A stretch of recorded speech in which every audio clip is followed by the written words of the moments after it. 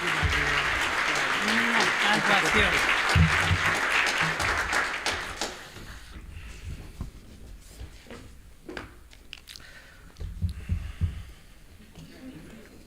I'd like to begin by quoting G.K. Chesterton. Educational conferences are always interesting for the simple reason that under the title of education, you can discuss anything, whatever, that comes into your head. This is the main fact which, in spite of all the talk on the subject of education, no one seems to notice in connection with it. The chief thing about the subject of education is that it is not a subject. There's no such thing as education. The thing is merely a loose phrase for passing on to others whatever truth or virtue we happen to have ourselves. It is typical of our time that the more doubtful we are about the value of philosophy, the more certain we are about the value of education. That is to say, the more doubtful we are about whether we have any truth, the more certain we are apparently that we can teach it to our children. The smaller our faith in doctrine, the larger our faith in doctors. But education, as I say, is obviously a heading under which one can discuss anything, since education, at its very best, only means the teaching of anything to anybody. That was in 1907. Chesterton said that in an Illustrated London News column. So people have wondered how I have managed to mix up my interest and passion and endless promotion of G.K. Chesterton with starting a classical Catholic high school that has now led to a whole network of schools. And I'm not sure how it happened, but I'm going to try to explain it a little bit in this talk, which the title of which indicates why Chesterton is classical and why classical education is Chestertonian. So I'll start away by just giving away the ending right now, because the two go together. They just go together, okay? Now that's not very interesting, so I'm going to make the rest of the talk interesting. But let's start by saying that both Chesterton and classical education are controversial, which means they start arguments. I've learned that one of the easiest ways to make enemies is to start a classical high school. Especially if it's a Catholic classical high school. In fact, you should know what to do if you ever find yourself stranded in the middle of a desert, hundreds of miles from any civilization. What should you do? Start a classical Catholic high school. Because immediately at least 3 people will show up and they'll say, that's not how you do it. Socrates started a classical school. Look what happened to him. He got the death penalty. You still interested in doing this? And in spite of that less than ringing endorsement, he's still considered essential to classical education. There's something wrong with you if you don't like Socrates. You're not normal. Nietzsche is an example of someone who didn't like Socrates. He was not normal. There was something wrong with Nietzsche. The fact that he spent the end of his life in an insane asylum is good evidence of what happens to you if you don't like Socrates.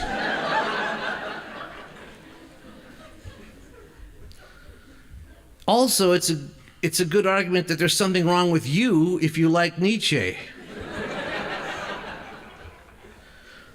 Also, there's something wrong with you if you don't like Chesterton.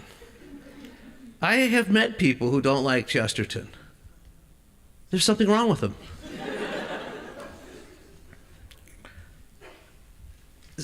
In his book, Socratic Logic, Peter Kraft, on the very first page, calls Chesterton the modern Socrates. So there's our first connection between Chesterton and classical education. Now I'm going to try to explain a little bit more why Chesterton is classical and why classical education is Chestertonian. You're here certainly because you're interested in classical education. I think we've established that. Now we just want to get you more interested in Chesterton because you have to put the two together even more, and you'll see why. So Chesterton represents common sense, number one. Number two, integrity. And number three, a third thing.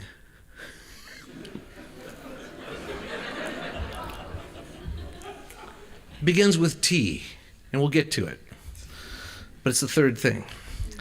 And classical education represents the same three things: common sense, integrity, and the third thing. So first of all, common sense. What is common sense? Common sense is the truths that we all know to be true, even if we didn't realize it until someone pointed it out to us. And that's Chesterton's great gift. He points things out to you that you already know to be true. You just didn't think of it until he pointed it out to you. And you go, oh yeah, that's right. That's why he writes such great mystery stories. Because the great mystery story has the truth just staring at you the whole time, and you're staring at it, except you're not seeing it until the great reveal at the end, when the solution is told, and you go, yeah, I knew that. Why, sure enough, it was the nephew. Poisoned the dog food because he was a veterinarian. Like, all the clues are right there. Chesterton's great gift is to tell you and surprise you and shock you with what you already know. Common sense, is it the same thing as natural law? Well, natural law is the rational creature's participation in divine law without divine revelation. That's what natural law is. Let's just say that the same people who reject natural law also reject common sense. And they're also the same people who are opposed to classical education. Modern education is based on the Darwinian philosophy of progress, the notion that everything just keeps getting better and better. But progress is a word that means absolutely nothing unless we define what our goal is. And then we can determine whether or not we are progressing towards it. But the modern progressive does not do that. Thus, says Chesterton, progress is merely a comparative for which we have no superlative. He says it's simply a going on towards going on. The only way we can have real progress is if we are moving closer to God. In The Everlasting Man, Chesterton says, Christianity appeals to a solid truth outside itself, to something which is external as well as eternal. It declares that things are really there, or in other words, that things are really things. In this, Christianity is at one with common sense. But all religious history shows that this common sense perishes, except where there is Christianity to preserve it. It's Christianity that preserves common sense. Common sense is also democratic. It's not elitist. It's for everyone. He calls it the common bond of men. Modern philosophy, he says, gives no space to common sense and therefore no power to the common people. He says the tastes of the man in the street are classical, and the perfectly classical can be understood by everybody. So one of the things we have to sometimes explain to people is that we are not an elitist school. In fact, we are just the opposite. We really are for the common person, because the truths we tell are for everybody. And we have to make those truths accessible to everybody. Number two, integrity.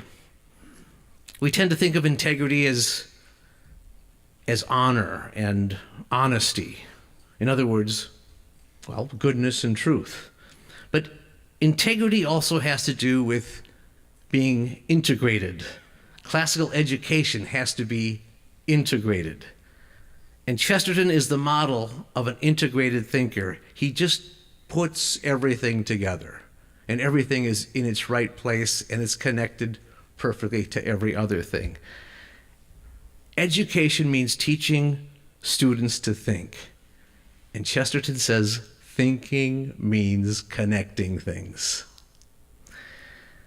Learning starts with stories. These stories can either be about things that happened and were written down, or what we call history, or they can be things that happened and weren't written down, which we call legend, or they could be about things that didn't happen and yet always do happen, what we call fables and fairy tales and myths. Or they could be about things that didn't happen but were still written down, what we call fiction and literature. And we can't understand one of these without understanding the others. We must connect them. And what connects them? They each have to have meaning. They each have to have a moral. They each have to have a point, or they have to point to a point. History, says Chesterton, is a healthy familiarity with the past. It's one of the rights of man. And yet, he says, it can be every bit as controversial as theology.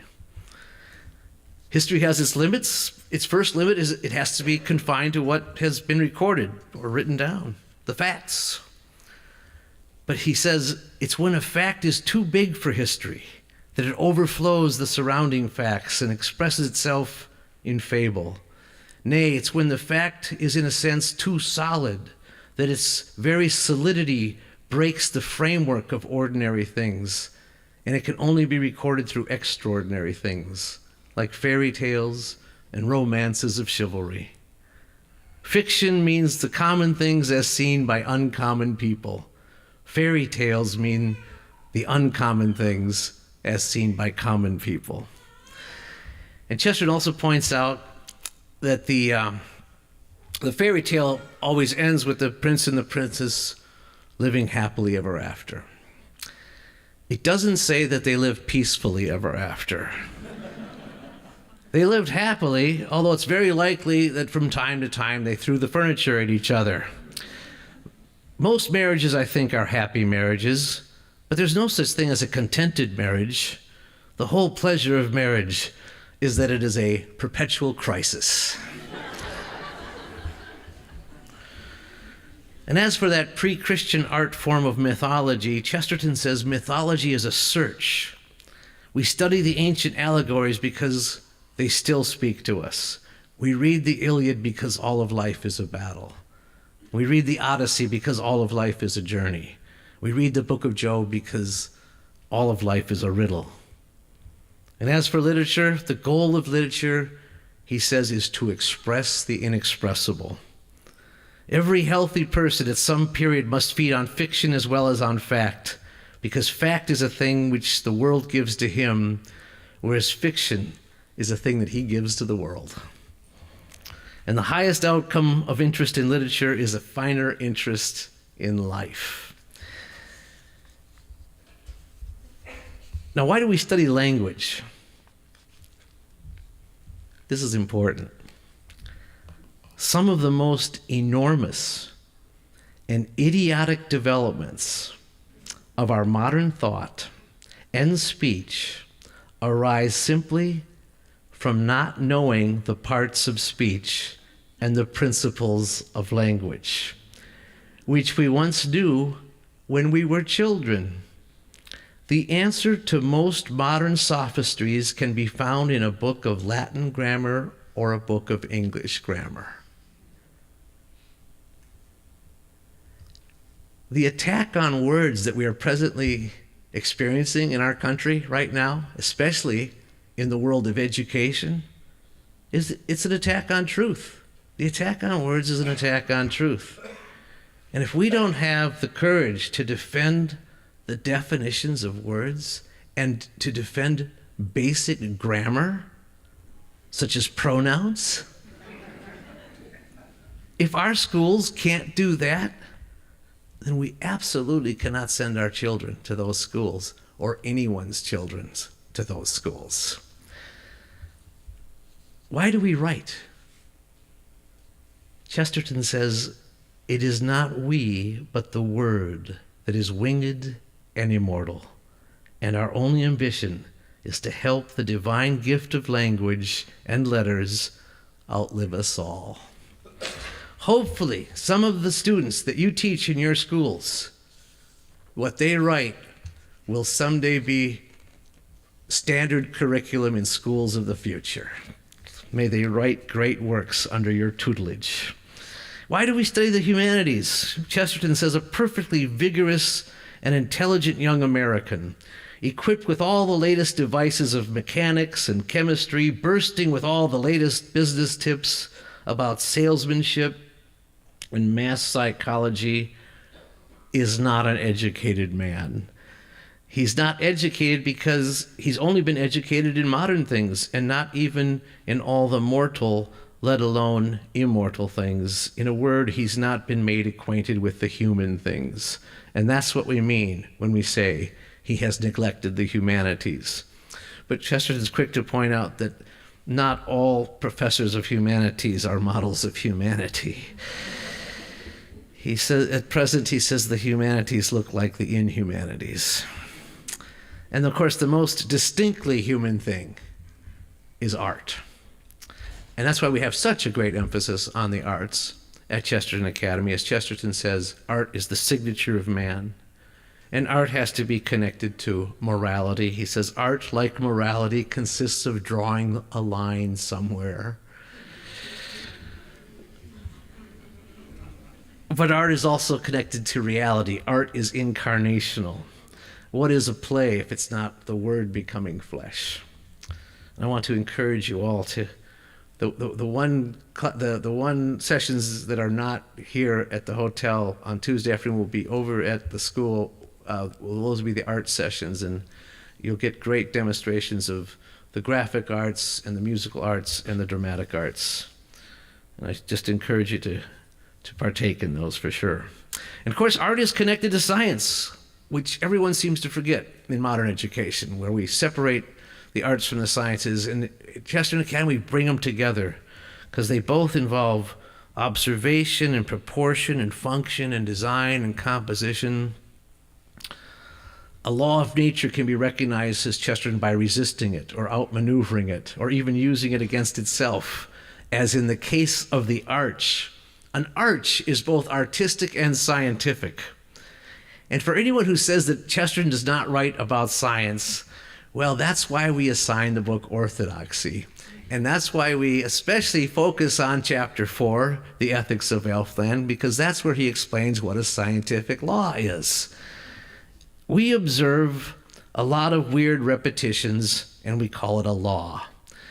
But the definition of a law, says Chesterton, is something that can be broken.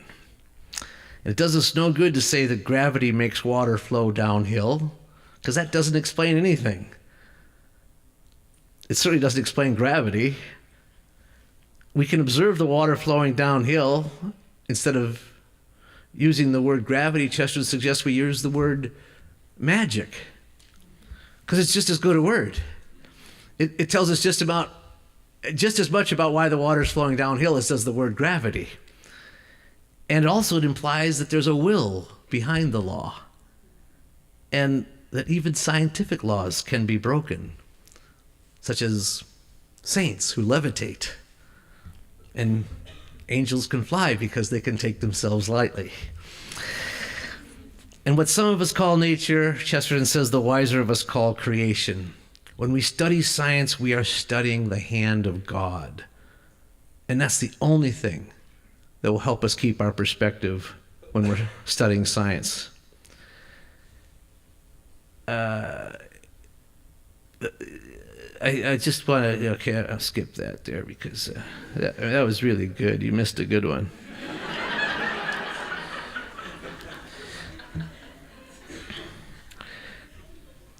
his point, Chesterton, is that there's a philosophy even behind the teaching of science. There's no such thing as purely teaching scientific laws without putting them, couching them in some philosophy. And we can't understand politics unless we put the politics in some philosophy. In other words, you have to teach philosophy. And Chesterton says that the philosophy, I have to say this one, even though I was going to skip it. He says the whole point about you have to have a philosophy behind politics, because if you don't, you're going to have a bad political system if there's not a good philosophy behind it. And we start putting up things from politicians that we wouldn't put up because they defy common sense, because no one respects philosophy and thinks about philosophy anymore. And that's why when he came to America, he said, "It's distressing to contemplate how few politicians are hanged."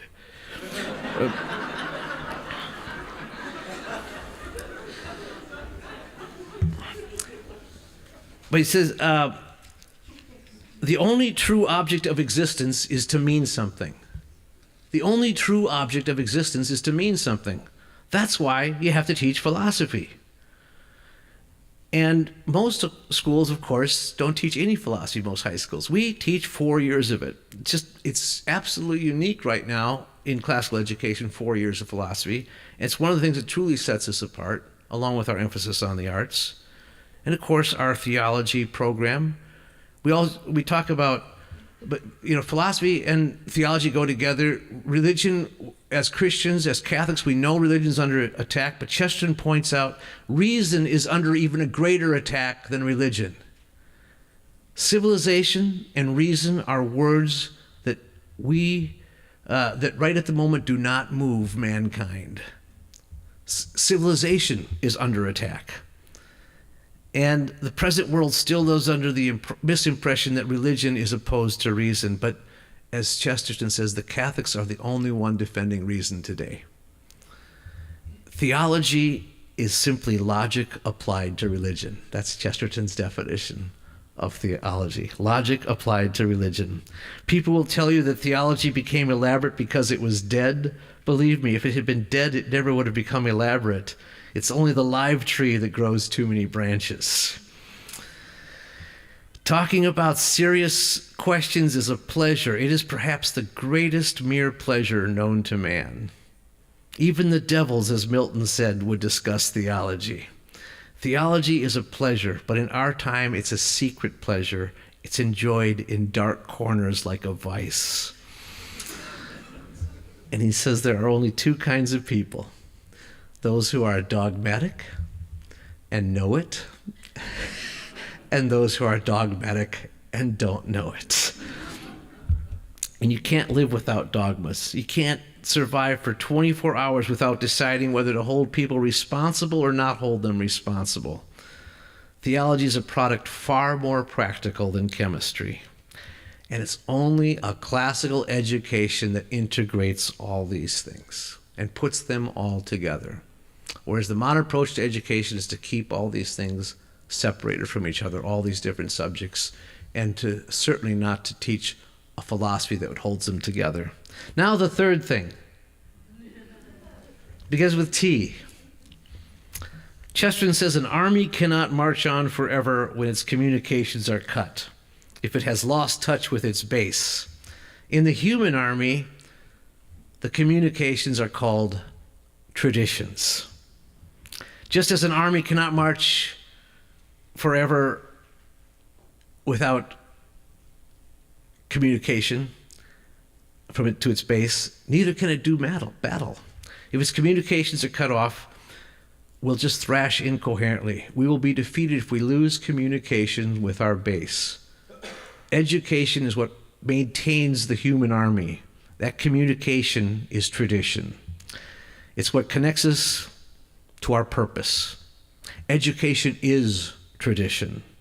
And I'd like to carry that army metaphor even a little further. In the old days before cell phones and telephones and even telegraph, communication between the base and the battlefield was carried on by soldiers.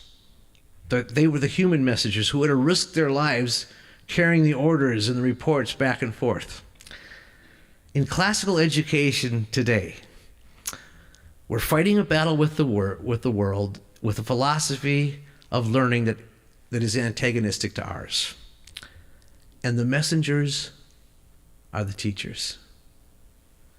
They are the ones who are risking their careers, their futures, and even more, simply by carrying out that mission, bringing the truth to students. And I salute you for the courage that you are showing teaching our students in the Chesterton schools by giving them the traditional truths. It's not that we are afraid to learn new things. It's just that we're not going to compromise on maintaining the traditional things, the classical things, the true, the good, the beautiful. The modern approach to education is simply and precisely the opposite. But the modern education regime not only insists on the newest things, it actually forbids the tradition. It constantly condemns the past and its achievements. In fact, it tears them down. Chesterton says, merely new books tend to narrow us. They tend to shut us with the mere immediate version of the problem. We require old books to broaden us. And if we're only looking at what's on the screen, we're becoming even more narrow. He says, we are sacrificing what is natural and eternal to what is morbid and temporary. If our social conditions curtail manhood and womanhood, we must alter those social conditions. We must not go on quietly in a corner making men unmanly and women unwomanly, that they may fit into their filthy and slavish civilization. He wrote that in 1909. What's the third thing? Yeah, it's tradition, but it's also another thing that begins with T. It's timelessness. Because we say tradition, we're letting our ancestors teach us, but when we say timeless, it means there's a truth that survives fashion. A truth that is always true. Fallacies do not cease to be fallacies just because they become fashionable. When we say truth, we mean Jesus Christ, who's the same yesterday, today, and forever. The ultimate encounter in our schools is with Jesus Christ, the everlasting man. And that's the third thing, the truth. God bless you. It's an absolute privilege for me to fight this battle with you. Thank you. Thank you very much.